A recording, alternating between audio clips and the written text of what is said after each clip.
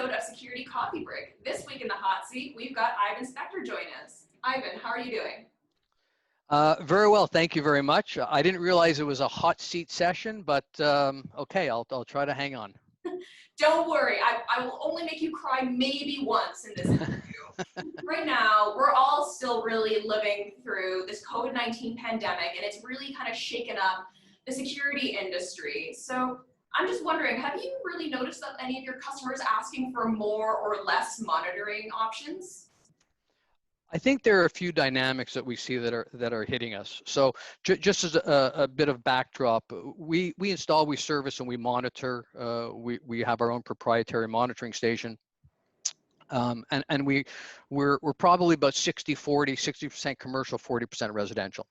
But what we've seen, it was interesting because in the beginning of the pandemic, let's say the first 3 or 4 months, when everybody was kind of very paranoid over what was going on and what was happening in the world, our residential clients or residential jobs that we had scheduled, of course, delayed, put off, or essentially canceled the jobs.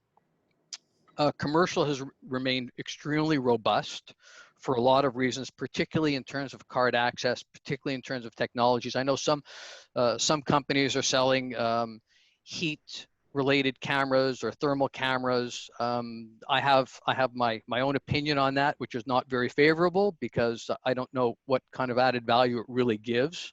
But I think one of the things you're going to see in the residential market, first of all, of course, the summer programs, the giveaway programs, those probably obviously came to a screeching stop, number one.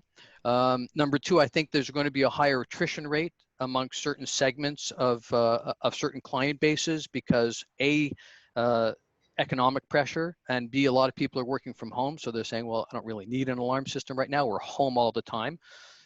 Obviously, if your systems incorporate life safety features, it's going to give that much added value. So something to remember and kind of keep in your back pocket as you go forward down your alarm journey for those people who are out there. The commercial market has remained very robust, very positive. I know that we're not the only ones that are extremely busy. I know I speak to some of our distribution partners. Some equipment is getting difficult to get. There have been COVID-related delays and backlogs.